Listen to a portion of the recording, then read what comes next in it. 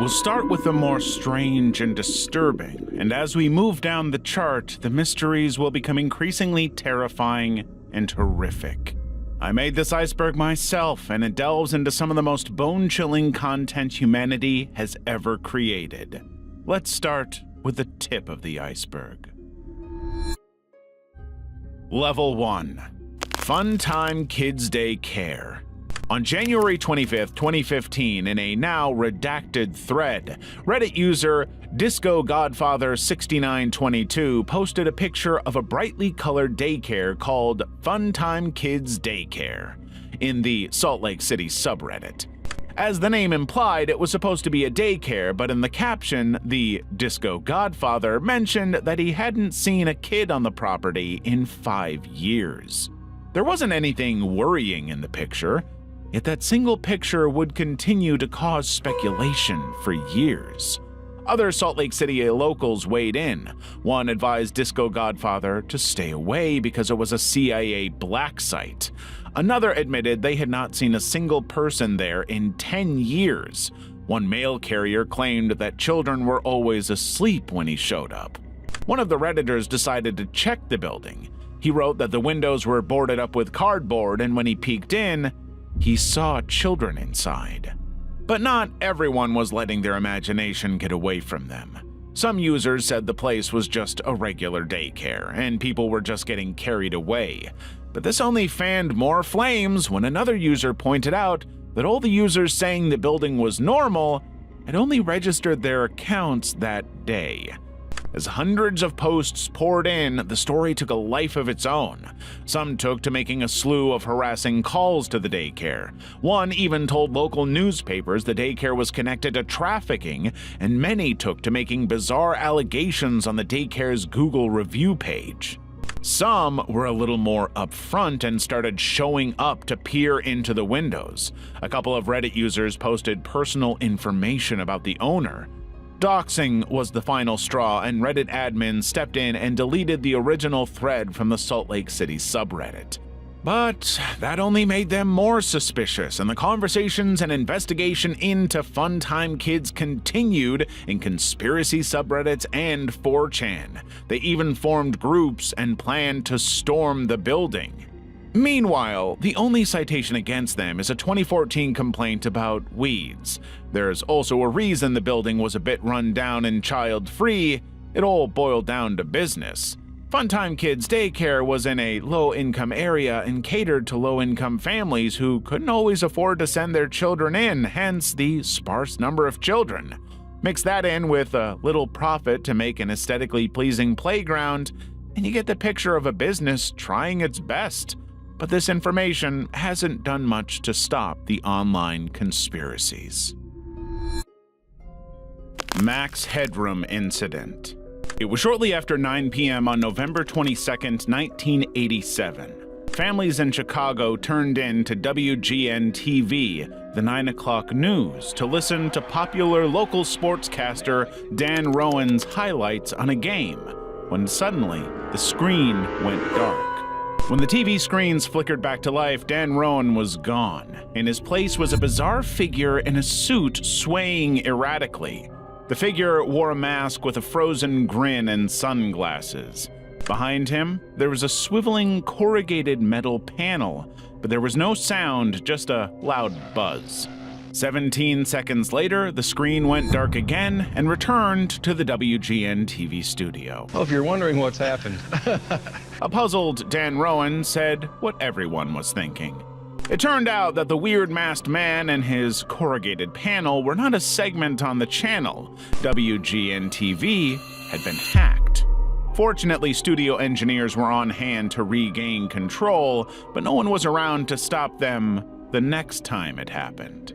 It happened just 2 hours later at another station, WTTW. They were airing an episode of the Doctor Who series when the signal was taken over and the masked figure appeared.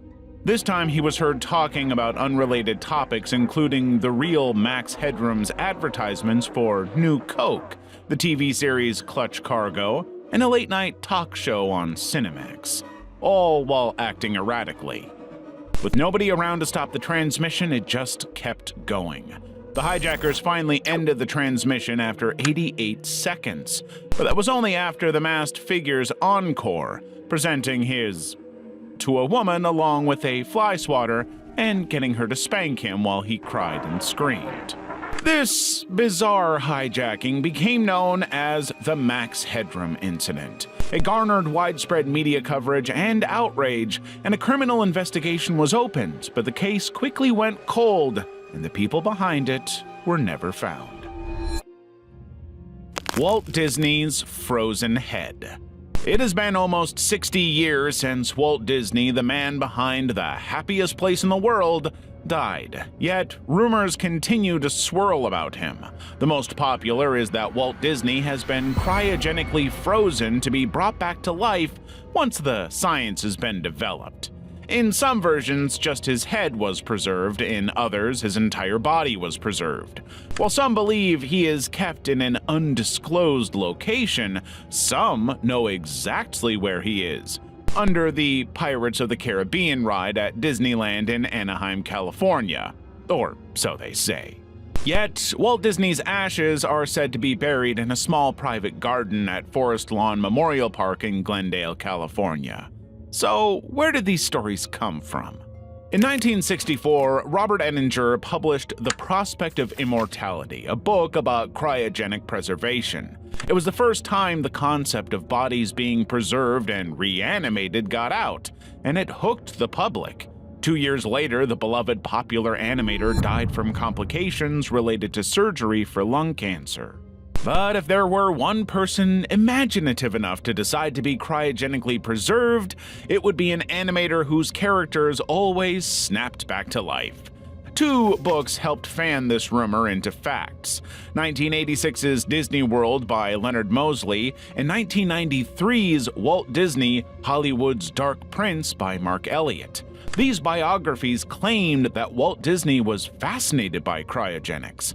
Elliott's book even claimed Walt had spoken to his family about it. He also wrote that Walt became obsessed with his death after he was diagnosed with lung cancer and his health started to decline. The story made sense in a sick kind of way. Walt's direct family members denied having any conversation about cryogenics with him. They also say there wasn't any time for him to have been obsessed with cryogenics. 32 days after his cancer was discovered, he was already dead. But truth has a way of not getting as much attention, and the rumors have continued to spread far and wide. It also didn't help that Disney notoriously hated funerals and that his funeral was restricted to just family. This only left room for speculation that he had something to hide. Area 51 Caller. Coast to Coast AM was an entertaining late-night radio show by American broadcaster Arthur Bell. It was a popular talk show known for entertaining discussions of conspiracy theories, UFOs, and pseudoscience, the topics that would earn a quirked brow at the time. Not only did Arthur encourage callers and guests to express those opinions, but he was also one of the few talk show hosts who did not screen incoming calls, so all kinds of wacky calls came in. Well, see, as you can now tell, I don't screen calls, so what happened, obviously, was that I answered the phone just at the very instant that you had been ringing as long as they were going to let you ring. Yeah. It makes sense that when one guy had questionable opinions on Area 51, Arthur Bell was the one to call. The call came in on the night of September 11th, 1997. The man claimed that he was a former Area 51 employee. He frantically explained that he had discovered an unknown threat and conspiracy in Area 51, and his life was in danger by even talking about it.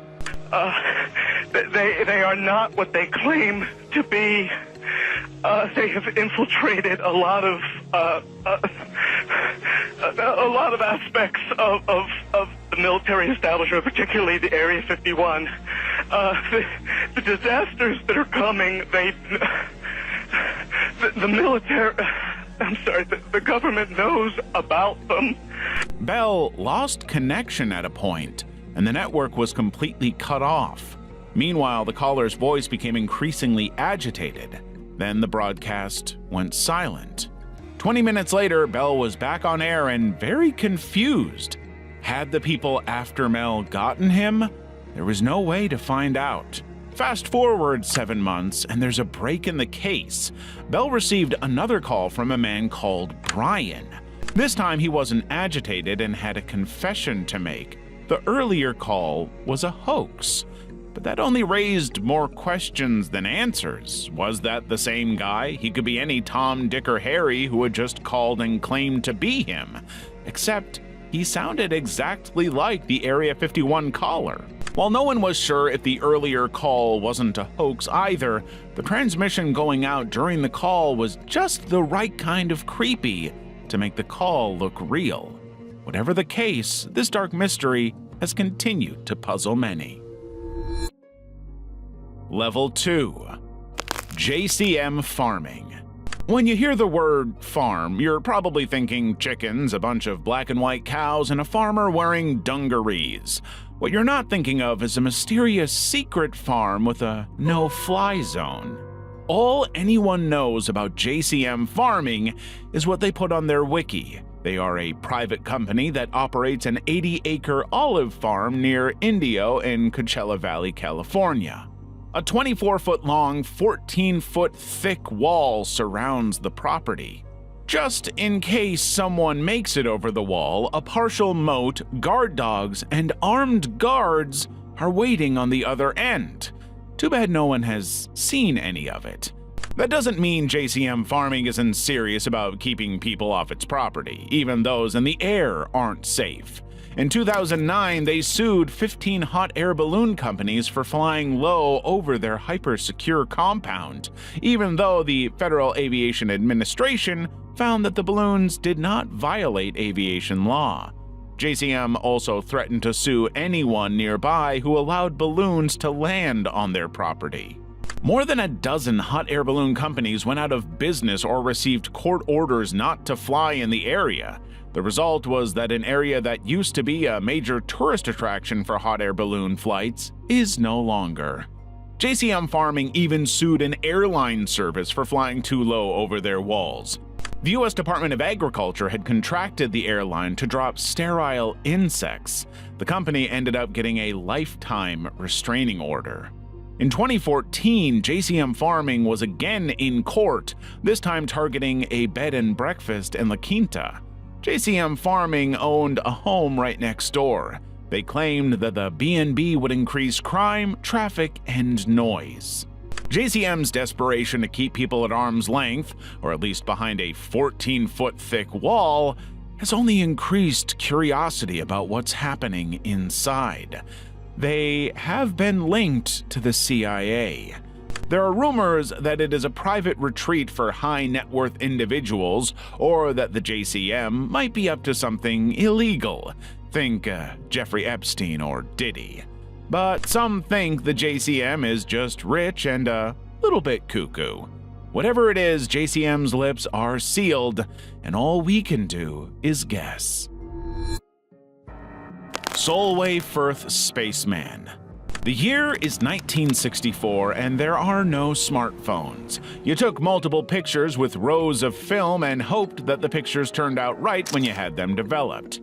But when English amateur photographer Jim Templeton went in to get the 3 pictures he'd taken of his 5-year-old daughter during a day trip to the marsh, he was told that there was a mysterious figure in the background of one picture. A figure that looked like a man in a spacesuit. Templeton was surprised. Apart from his wife and 2 daughters, there had been no one else at the marsh when he took the pictures. That added more to the mystery, and the picture made it to the local newspaper.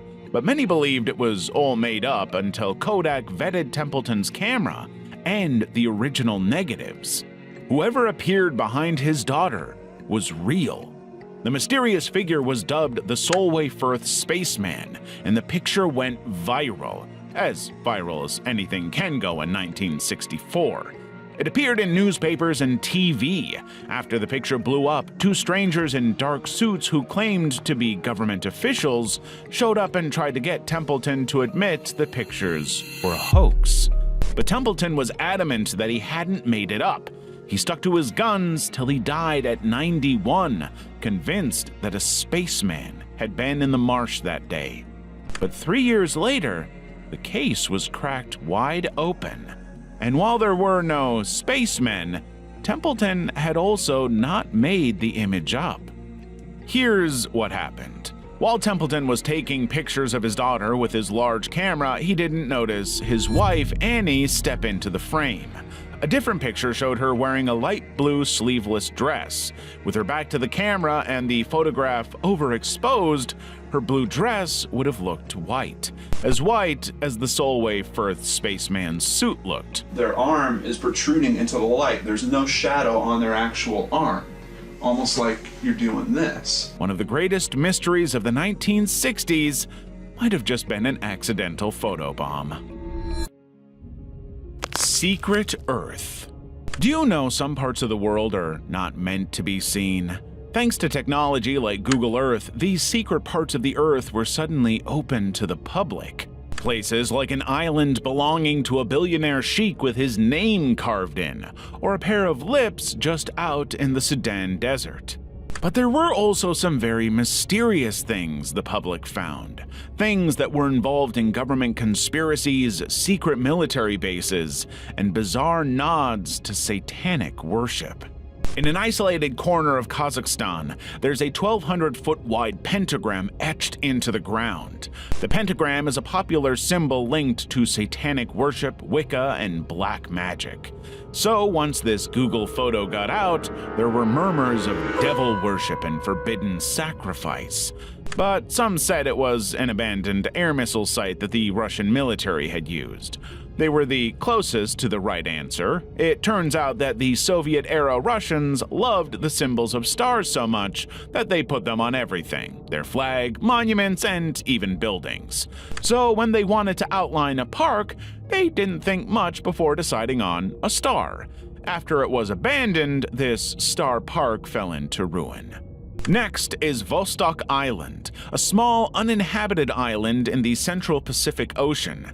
If you're wondering why it looks like someone had run a black marker on it, CIA classified style, you're not the only one. That's exactly how Vostok Island appears on Google Maps. Clearly, someone had to be hiding something. Theories about what could be hidden on the island flared up, covering everything from secret military bases to human trafficking. Well, it was none of those things. Vostok Island wasn't even blacked out. The trees were just so dense and dark that it looked like a black hole. But it's not everything that's so easily explained. Near the Thule Air Base in Greenland, there's a blackened patch of burned ice caused by an explosion and fire. The site of this incident is very hard to make out on Google Earth, and it's not because of a couple dark trees. It's because of a controversial incident now known as Thulegate. On January 21, 1968, a United States Air Force B-52 bomber was carrying 4 nuclear bombers across Greenland when the cabin caught fire, causing the plane to crash. The crash broke open the explosives, releasing its nuclear and contaminating the area with radioactive material. This crash happened 7 miles away from the Thule Air Base, a territory of Denmark with a strict nuclear-free policy that prohibited the presence of any nuclear weapons in Denmark or its territories. In short, the Danes were not pleased. However, the US and Danish governments released statements that the plane was not on a routine mission over Greenland and had only passed there because of an emergency. Nothing says emergency like a plane catching fire.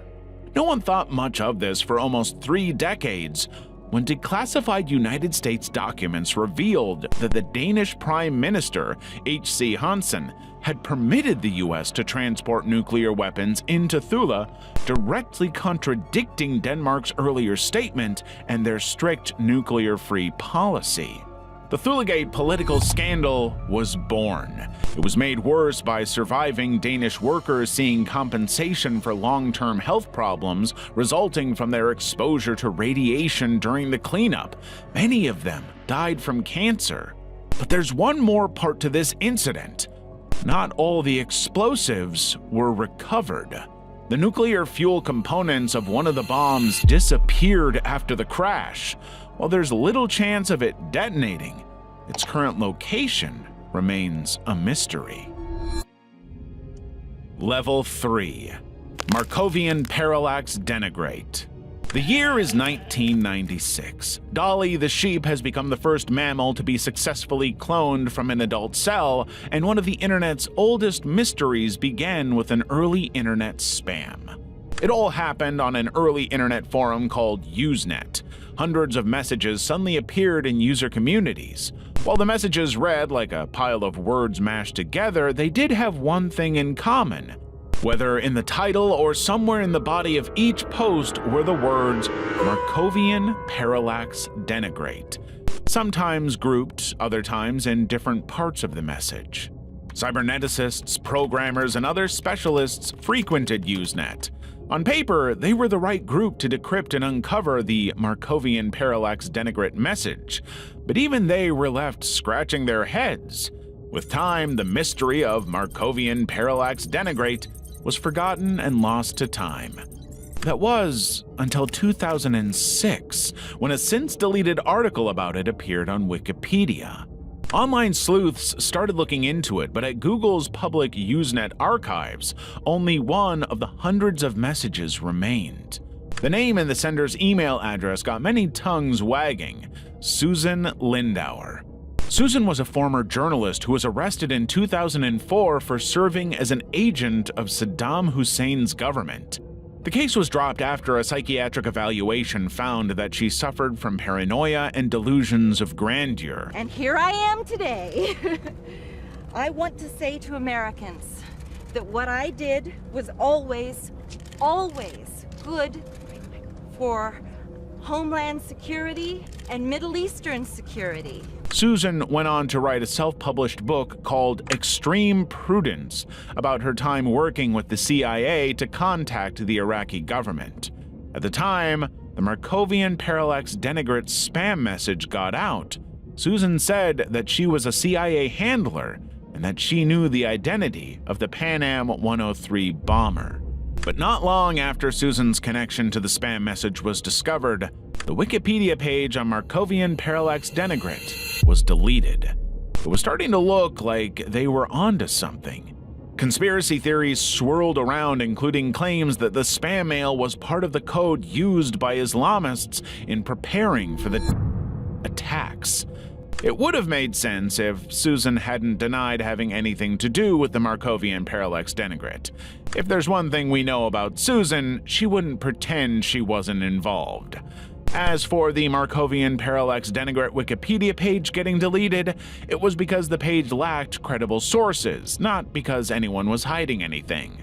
Then another clue appeared: the USWP part of the email address. The acronym stands for the University of Wisconsin at Stevens Point. And what do you know? Susan Lindauer was a graduate student. But she also didn't know about the spam emails. Her email was most likely spoofed to hide the poster's identity. This elusive figure is believed to be a prankster, a programmer, or an experimental chatbot. The whole thing is still a mystery.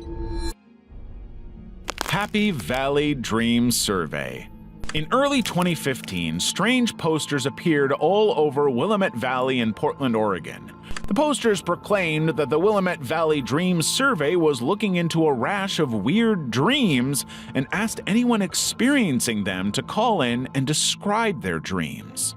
Those who made the call got a voicemail and an automated woman prompting the caller to leave detailed accounts of their dreams. Please leave a detailed account of your dream after the tone. That's it.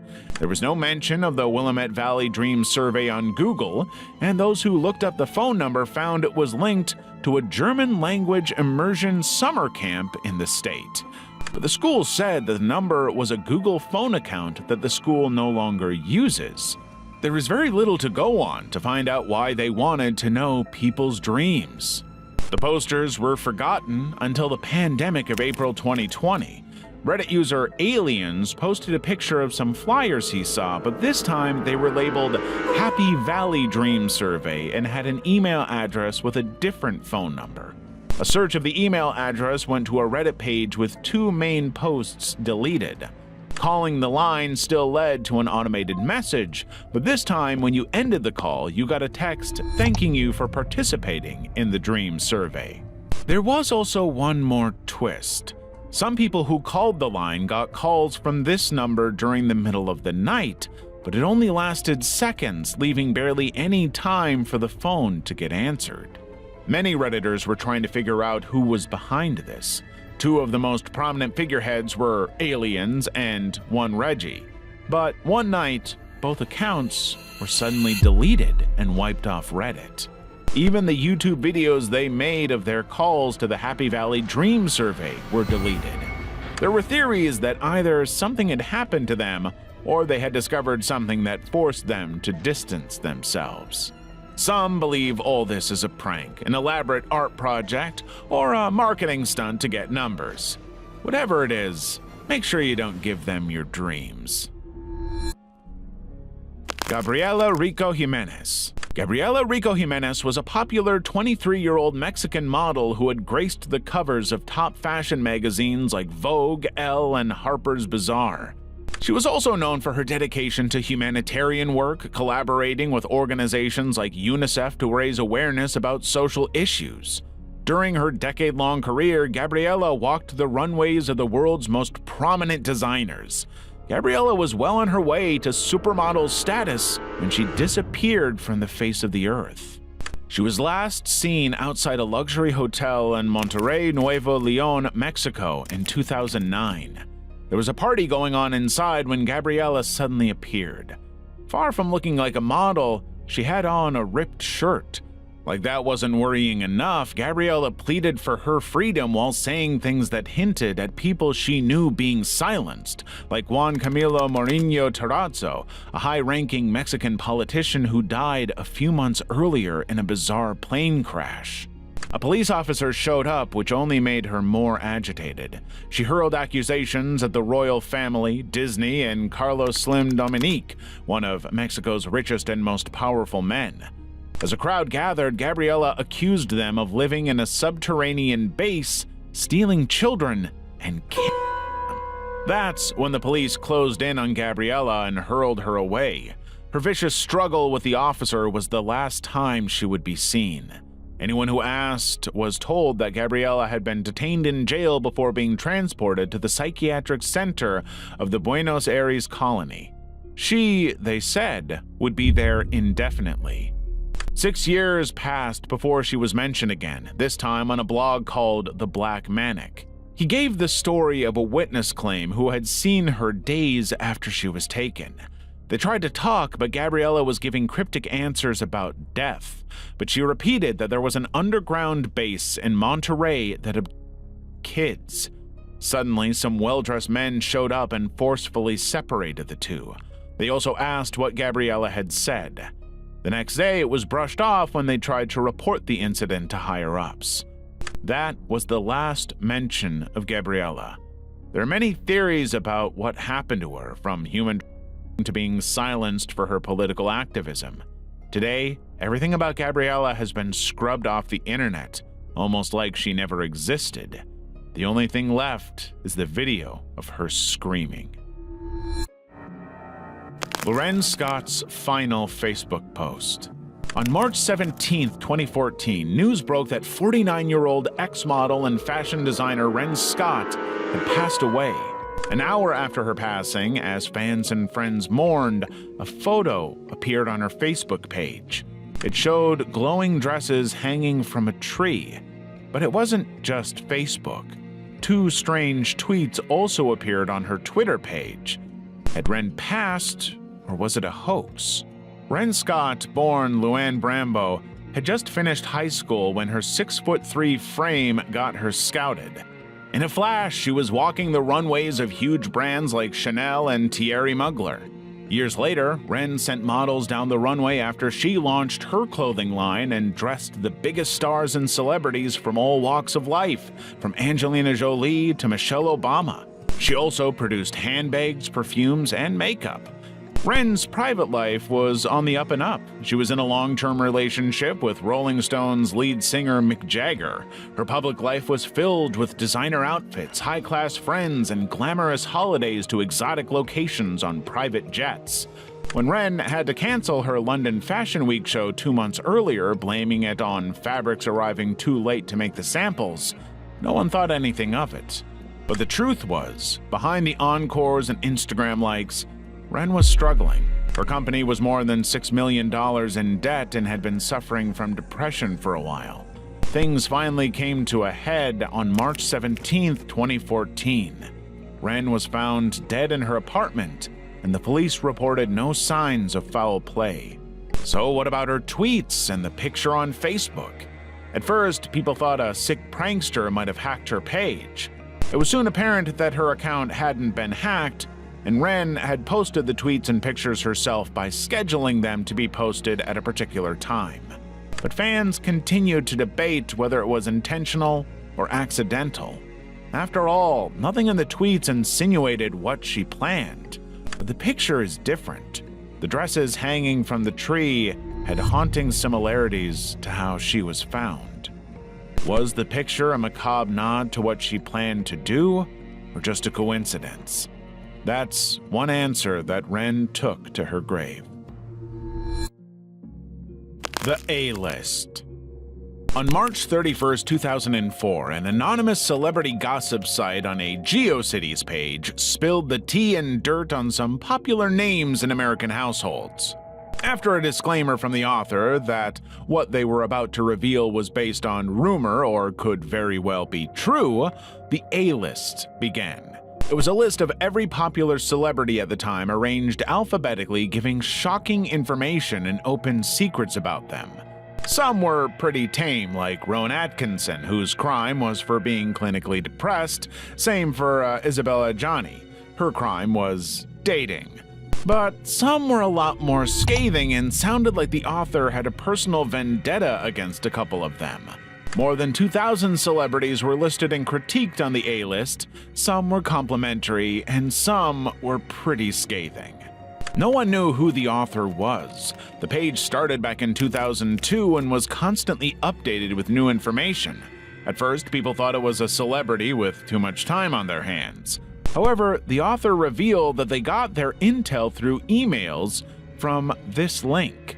From their partners and staff to the hotels and restaurants they frequented, making it that much harder to find out who they were.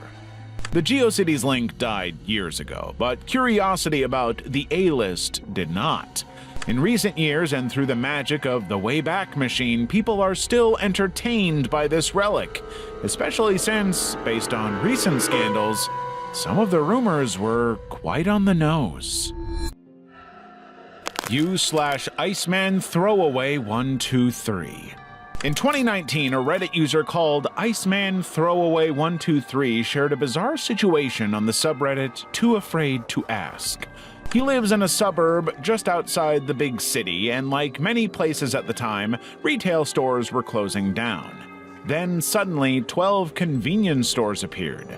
They all had variations of the same name, the same floor plans, and even sold the same products at the same prices.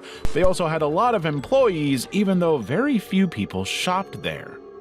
One day he decided to go into one.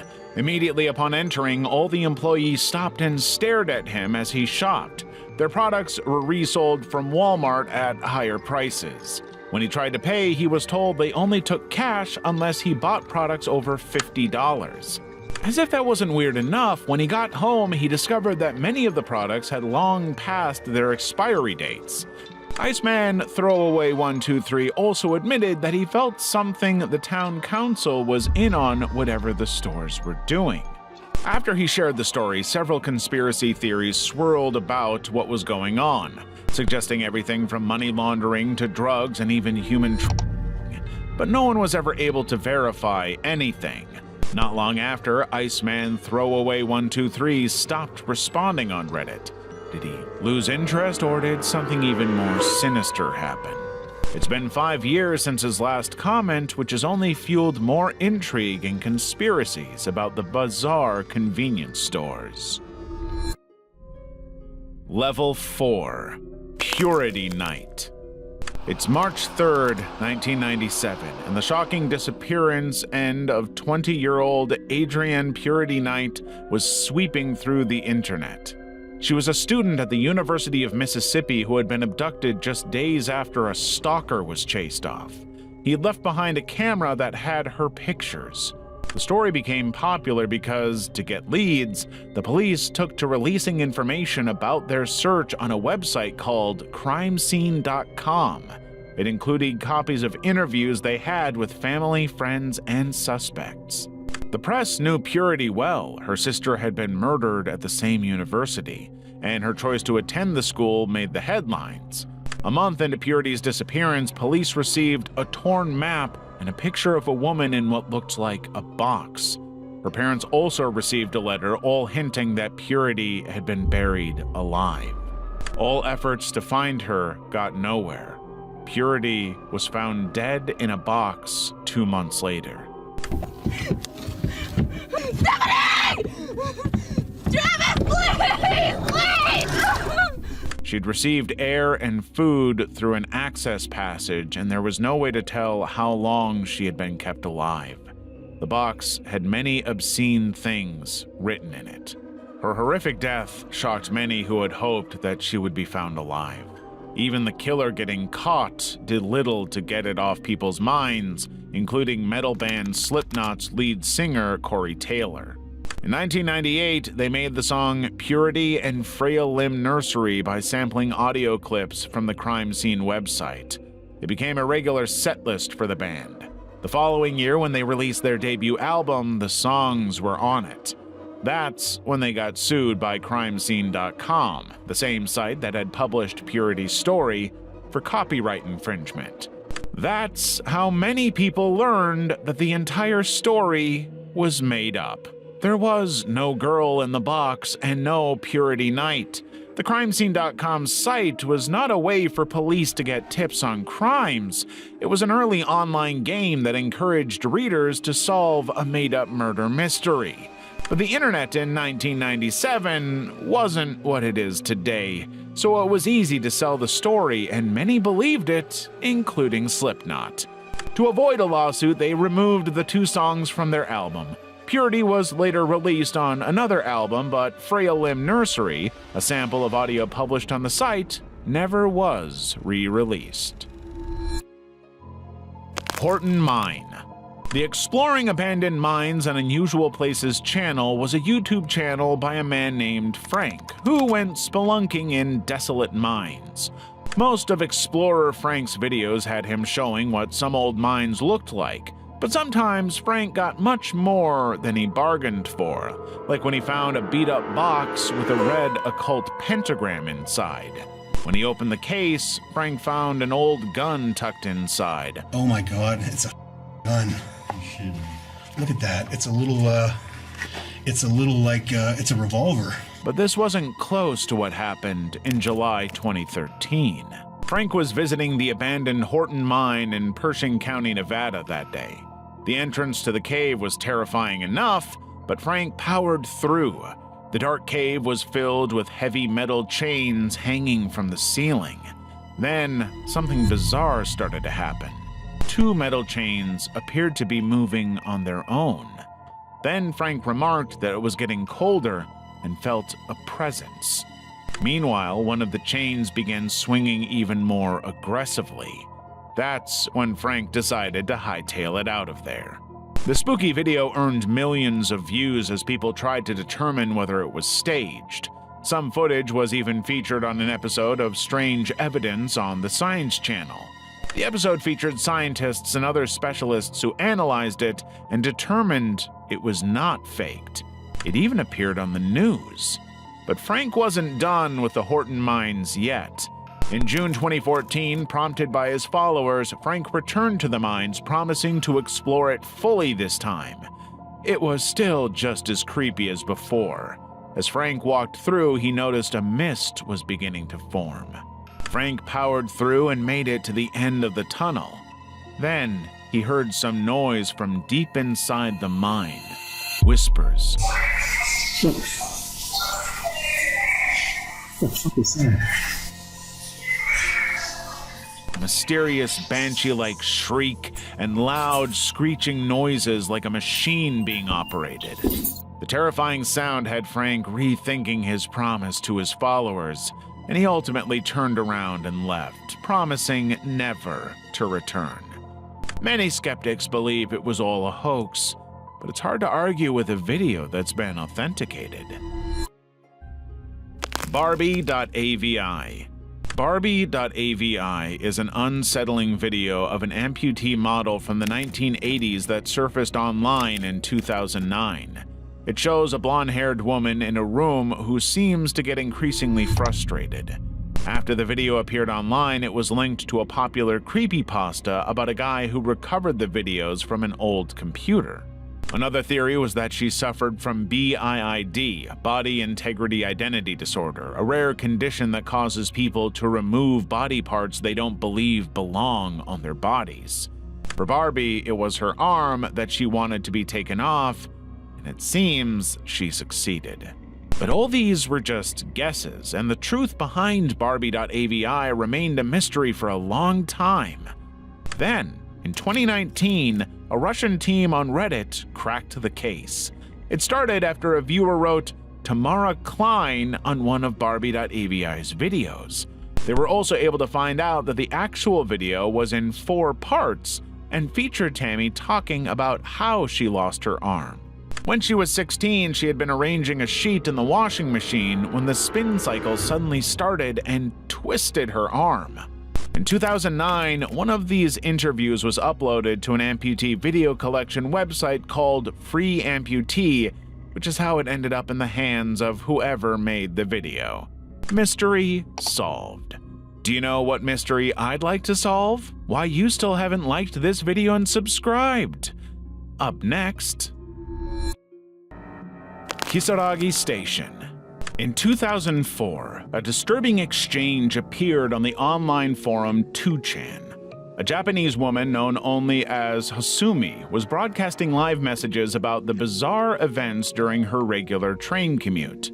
The train she followed home wasn't making any stops. She had tried getting the attention of the driver, but nobody answered. Then, just before midnight, the train stopped at the Kisaragi Station.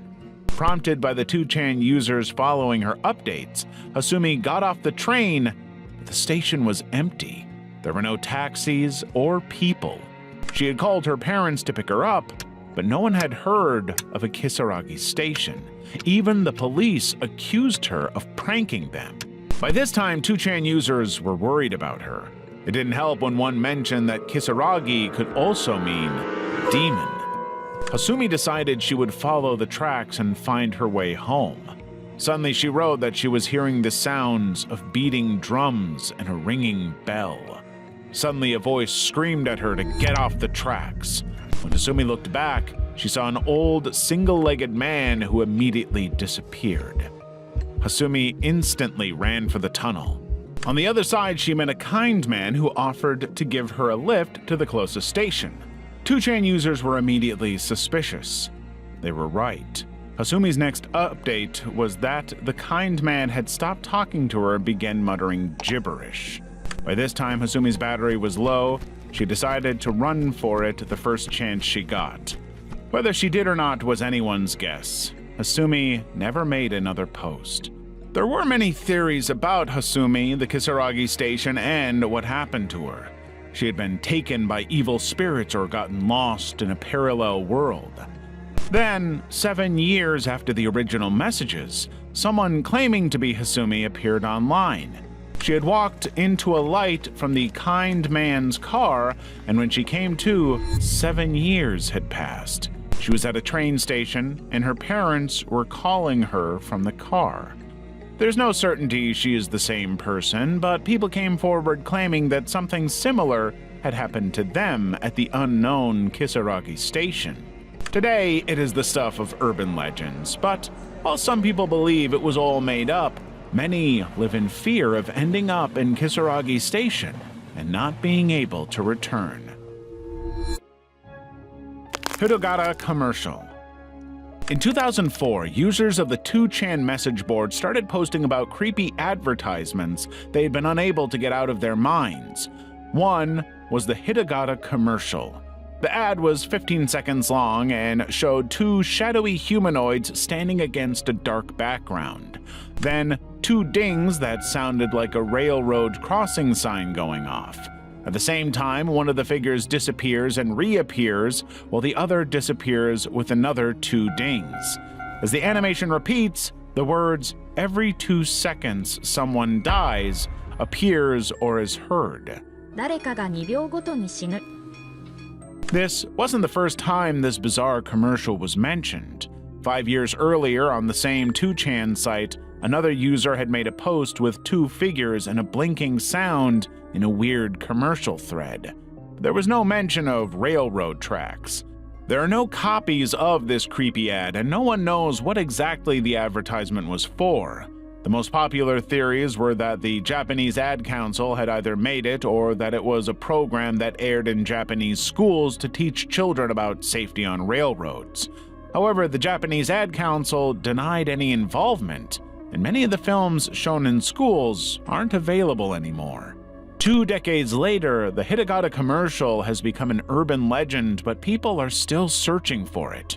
But skeptics online don't believe any such ad even exists. The theory is that 2 different ads were blurred into one. One was an ad for cameras and showed shadowy figures, while the second was railway-related and had the same tagline, "Every 2 seconds, someone dies." But thanks to the Mandela effect, several people who saw one or both ads now believe they are the same. Level 5. Tsuki Project.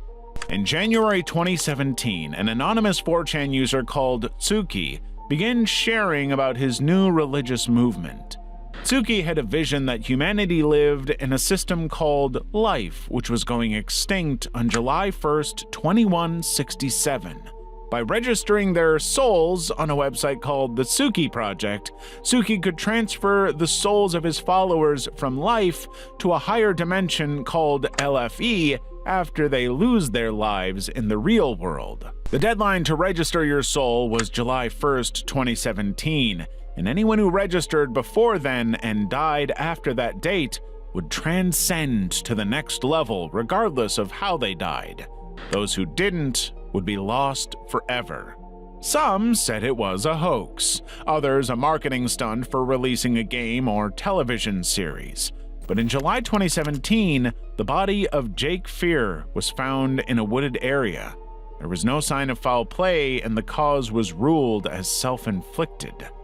Jake had deleted the records from his computer and left some handwritten notes with the letters LFE.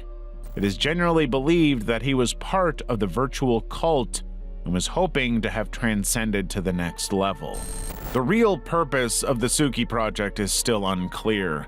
However, some have said it was likely inspired by the 1998 anime Serial Experiment Lane. The picture of the main character Lane was even on the site's main page. The two also have the same themes of a person discovering a virtual world and uploading minds there. Did the anime inspire Tsuki? Well, he's not talking, and his true identity is still unknown. Yay video games. In September 2010, a question appeared on a gaming subreddit asking users to name their favorite mods for The Elder Scrolls Oblivion.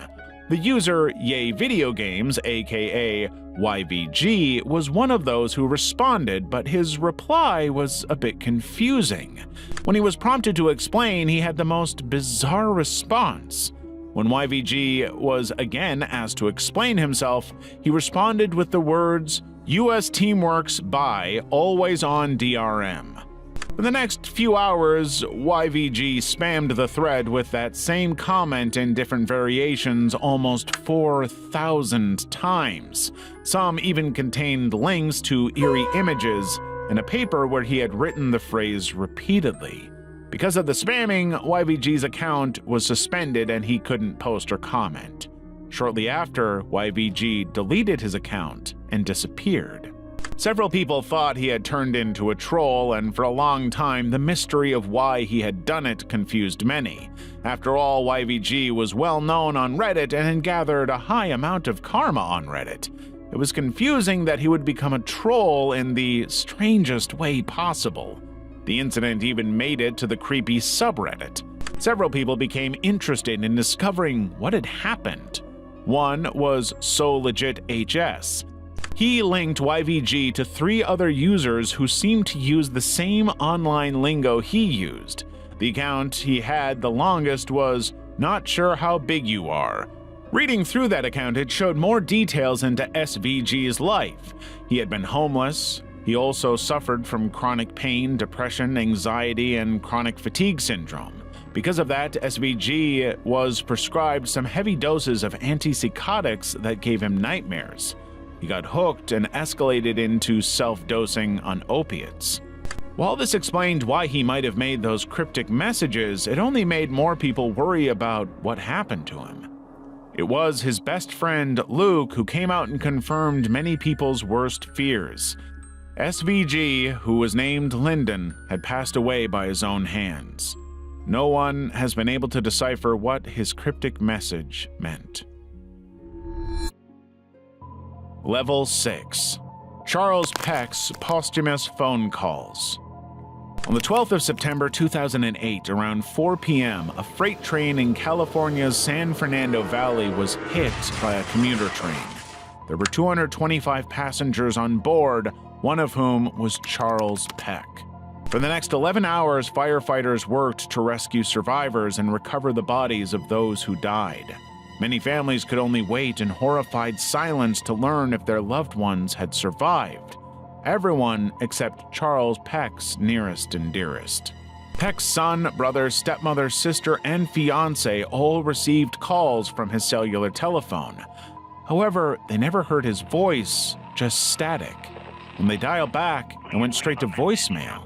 But it was enough to know that Peck was, in his way, trying to assure them he was all right. They received 35 of these calls over the next 11 hours and spent their time searching hospitals and trying to track him down. When they couldn't locate him, they informed the police and the rescue workers. And we gave her a description, and they spent the next couple of hours looking for him. The phone's signal led them to the first train. 12 hours after the crash, firefighters recovered Peck's body. At first, they thought he had just succumbed to his injuries, but a coroner's report revealed that Peck had been killed instantly. He had not made any of those calls. To add to the bizarre mystery surrounding Peck's posthumous calls, Peck's phone has never been found.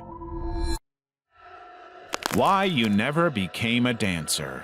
Why You Never Became a Dancer was a creepy video made with a similarly named song by White House playing in the background.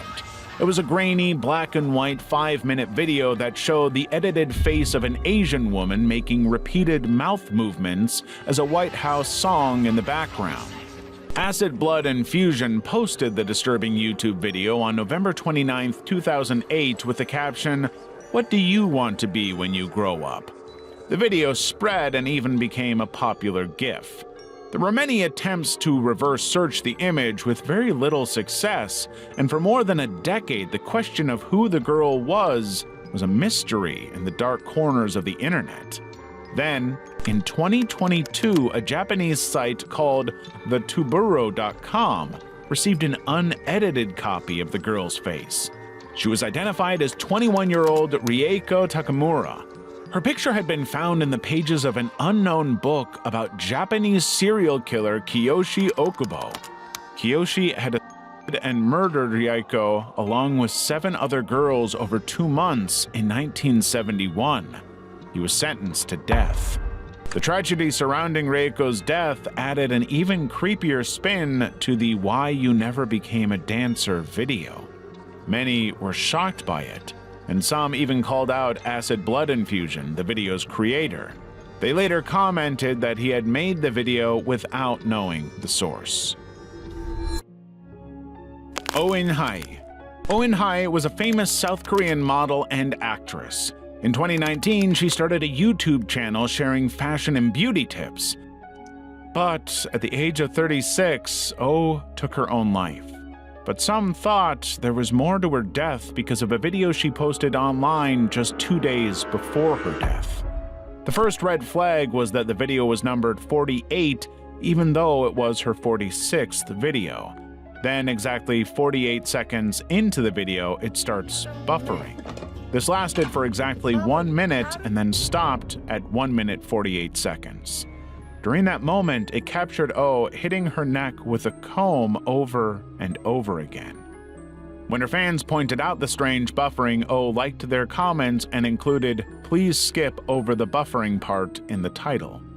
Just before she died, she also left an Instagram post where she accused someone of calling her just a body.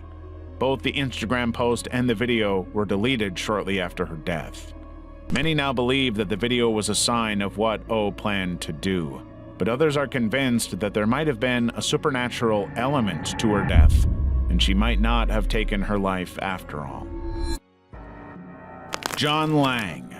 In 2015, a California man from Fresno called John Lang opened a website and a YouTube channel to document how he had been stalked and harassed by the Fresno police.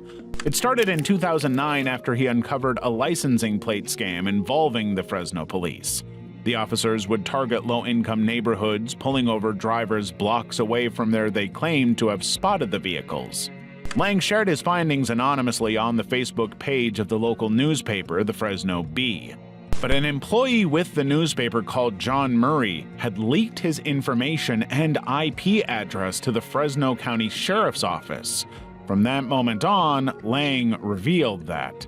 On his YouTube channel, he had 17 videos showing CCTV footage he had obtained, including footage of suspicious cars slowing down near his home, his dogs being conditioned so they don't raise alarms, gaps in his CCTV footage, and people he identified as Fresno deputies entering and leaving his property. There was even footage of people in a van taking videos of his home. But from January 15, 2016, Lang's Facebook posts became more alarming. He repeatedly put out posts insisting that Fresno police would try to end his life within days. He even asked armed anti-police activists to sleep over at his house. On January 17th, he wrote an open letter to the Department of Justice and the FBI expressing his fears that Fresno police were after him. Many people thought it was a hoax or that Lang was paranoid. 3 days later, on January 20th, he was dead. Firefighters had found him barricaded in his burning home. Lang's death was controversial, and it wasn't just because many believed the police had taken down Lang. The coroner's report revealed that he had started the fire and stabbed himself 3 times, including once in the back. People began questioning how he could have stabbed himself in the back. Then the police said the report was a mistake. There had been no stab wounds at his back, just his chest. Well, some believe that this was just a mistake and that Lang suffered from paranoid delusions. Others are convinced that he was murdered because of a government conspiracy. Level 7. Johnny Cashman Jr. Johnny Cashman Jr. was a 38-year-old living alone in his Lynchburg, Virginia apartment. He suffered from anxiety, bipolar disorder, and alcohol dependency. Yet Johnny was close to his family even though they lived in Maine and checked in on him daily. But on April 14, 2022, nobody could reach Johnny. His worried family members contacted the Lynchburg Police Department to conduct a welfare check because he had a pre-existing health condition. The officers later shared the devastating news that Johnny had been found dead in his home. Family asked if there was any sign of murder or violence, and the officers insisted it was natural causes, and that there was no sign anything suspicious had happened. All they saw was a pack of cigarettes. They also said the medical examiner said there was no need for an autopsy. Johnny's family believed the officers and had his body cremated. But just 10 days later, they would come to regret their decision. 10 days after the police had discovered his body, his ex-girlfriend got permission from his family to get some of her things from the house. She went in there with her mother. As she let herself into the apartment, they found it in disarray with shocking amounts of blood all over. After taking pictures, they found a neighbor with a Ring door cam. The door camera showed a perfectly normal Johnny going into his apartment and shutting his door. Then a minute later, loud male voices came from his apartment. At one point, Johnny's voice shouting, "Stop!" Yo, what the dude? 8 minutes after Johnny entered his apartment, a different man calmly steps out. After taking a few steps down, he returned and used his sleeve to wipe the door handle before exiting. The ex-girlfriend shared the photos and videos with Johnny's family, who immediately contacted the Lynchburg police, but the detective said that they had thought that the blood was caused by Johnny vomiting all over the house. The footage identified the man as Stephen Church from Elizabethton, Tennessee. According to Stephen, Johnny had allowed him to stay in his apartment after he lost his job. On that day Johnny died, Johnny returned to the apartment drunk, and the two got into a vocal argument before Stephen left. He said he had wiped the doorknob because he had been arrested for aggravated robberies before. The Lynchburg police accepted his version of events and concluded that a fatal medical event caused Johnny's death, not the ex-burglar who was in his apartment when he shouted. After all the evidence to prove otherwise was in an urn. But some believe that Johnny might have suffered from a freak medical emergency and Stephen ran off so he wouldn't get implicated.